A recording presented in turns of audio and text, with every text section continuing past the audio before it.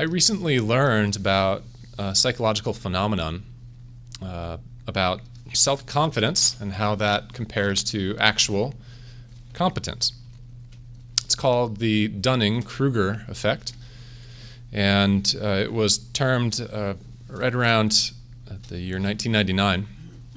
In that year at Cornell University, some psychological studies were carried out, and of course, as anybody who's taken a psychology course knows, most psychological experiments involve students.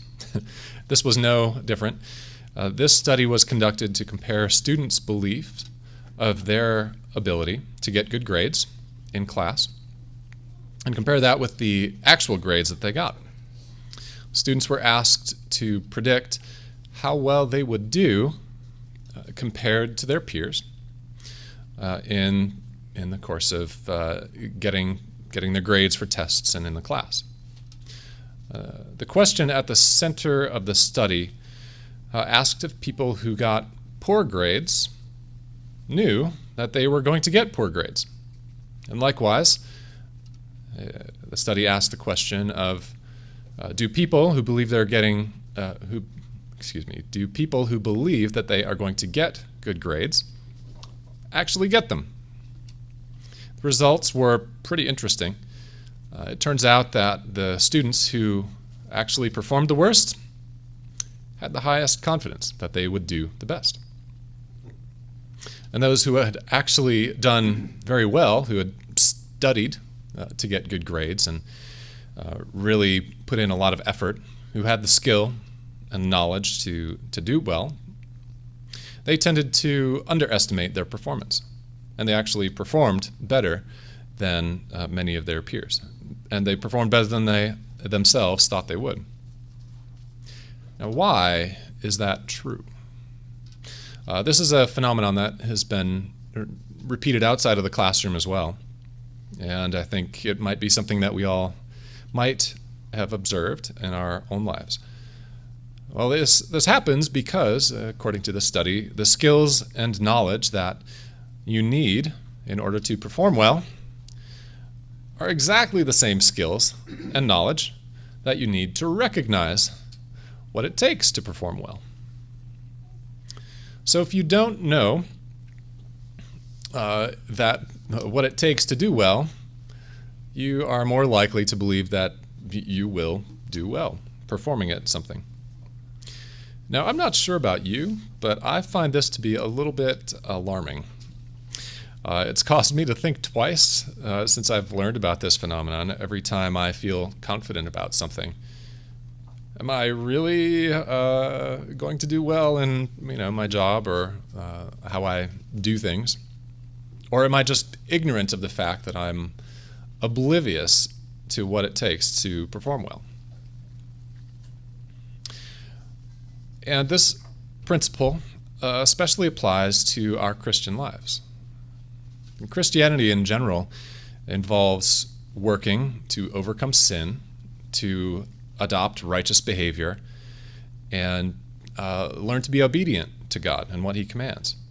It's a pretty important thing then to be sure of ourselves when we turn away from sin and to confidently do what's right. We really, really, really want to be confident in our actions. But just because we think we're right, it doesn't make our actions right. According to this study that I've cited, if we are sure of ourselves and our righteousness, we should probably have some alarms going off in our lives to make sure that we are. Let's go over to 1 Corinthians 10 and read verses 6 through 12. And this is the set of verses that I pulled the title from. 1 Corinthians 10, and beginning in verse 6. Now these things became our examples, to the intent that we should not lust after evil things, as they also lusted. And do not become idolaters, as were some of them. As it is written, people sat down to eat and drink and rose up to play. Nor let us commit sexual immorality, as some of them did, and in one day 23,000 fell. Nor let us tempt Christ, as some of them also tempted, and were destroyed by serpents. Nor complain, as some of them also complained, and were destroyed by the destroyer. Now all these things happened to them as examples, and they were written for our admonition, upon whom the ends of the ages have come. Therefore, let him who thinks he stands take heed lest he fall. We have a tremendous amount of stories in the Bible about people who have tried to live righteously and failed.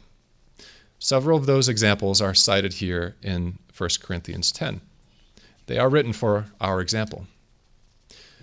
The people who became idolaters didn't think that what they were doing were wrong. They thought they were doing okay. They thought that they were doing what was right. Yet there was a consequence, as we know. All of those examples that we read were examples of sin, but not only that, they're examples of people who were oblivious to their sin. And what follows after that? All of these people thought that they stood up, and they are provided for us as a warning because they fell. It's a warning for us. When we think we stand, when we think we're right, it's our warning to beware because we might fall.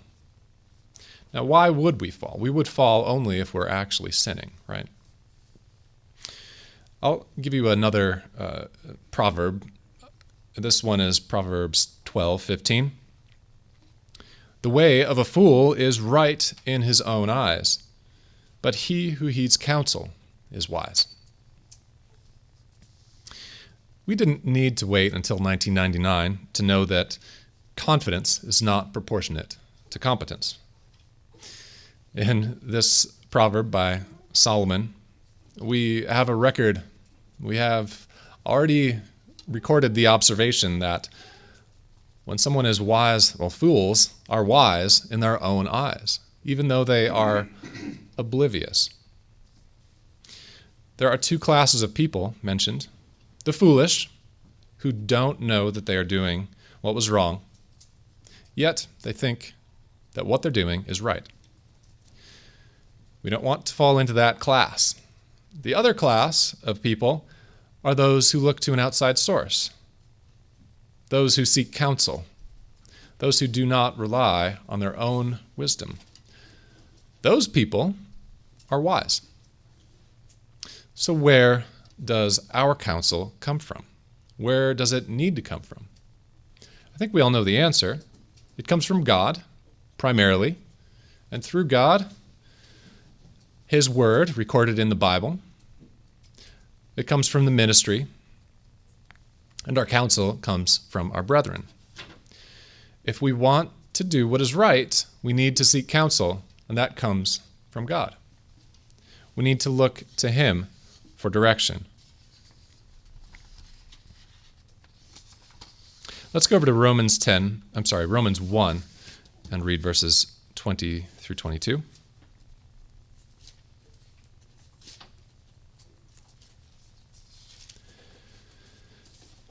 Seems like we've been going here more often lately. Romans 1 and verse 20, we read this.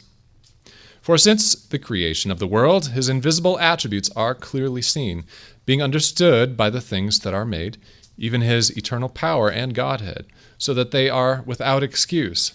Because, although they knew God, they did not glorify him as God, nor were thankful, but became futile in their thoughts, and their foolish hearts were darkened. Professing to be wise, they became fools. When we fail to look to God for guidance, when we fail to glorify God, we choose to do something else implicitly. What is that? We expose ourselves to foolishness. We become a fool by not looking at God. And when we do that, it has an effect of further clouding our understanding of the truth. We are doomed to be wrong when we turn away from God. We look away from the truth when we look away from God. And when that happens, we are doomed to fail and be oblivious to the fact that we are failing. The ones who fail to follow God become self-deceived. They claim to be wise, but are actually fools. Think of the insolence, the vitriolic insolence of atheists, how loudly we hear the declarations of alleged ignorance of Christians.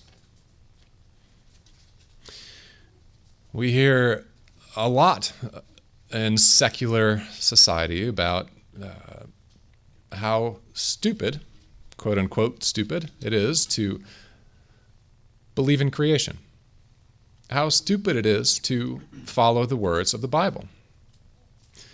The people who declare the alleged stupidity, what are they doing? First of all, they reject God. They are claiming to be wise.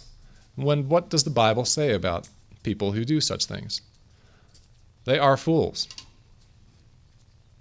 As we read in the proverb, the fool claims to be right, but is absolutely wrong.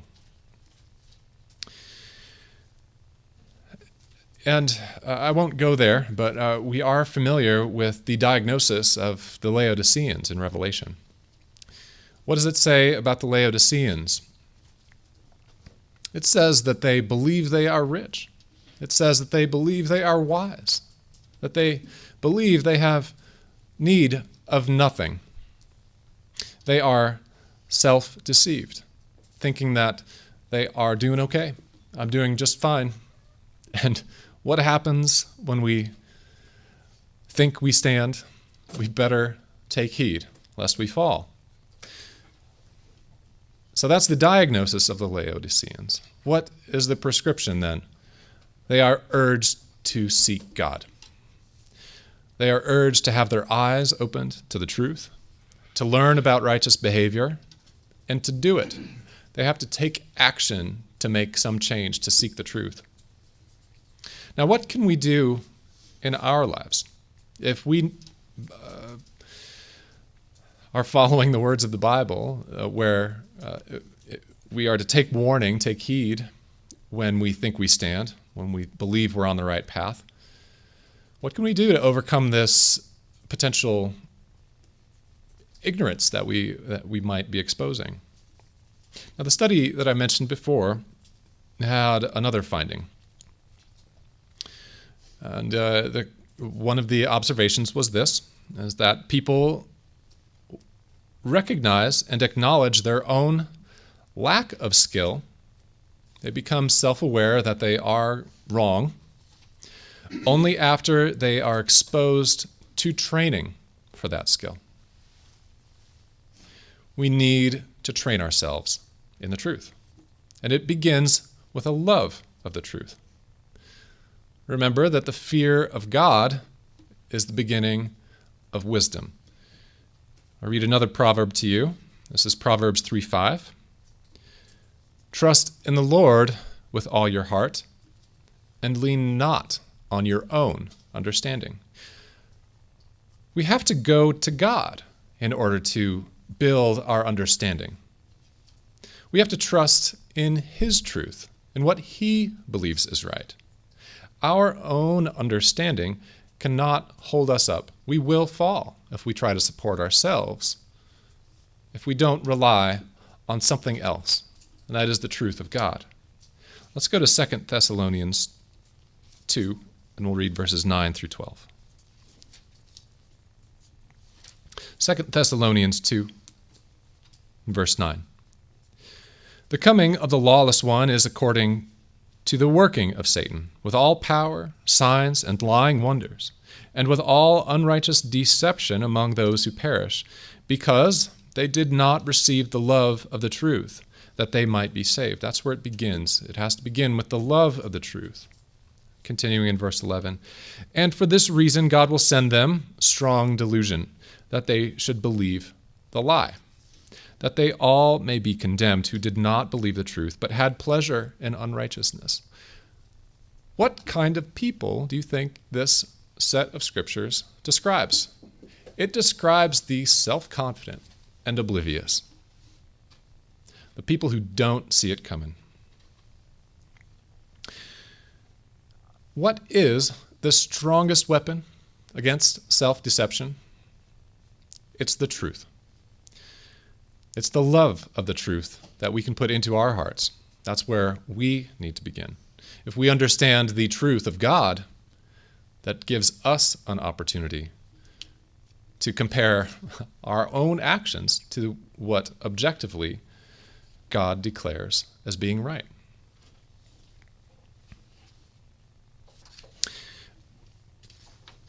Among the threats that a Christian faces, self-deception is the most daunting. When we believe that we're right, it naturally puts us in a state of complacence, a false sense of security. But that is exactly the opposite effect that it should have. If we want to become more righteous in our behavior, we must follow a source of truth that is outside of our own head. If we don't, we are doomed to become among the fools who so miserably fail that they can't even see it coming. If we want to succeed, we must seek the truth and never stop.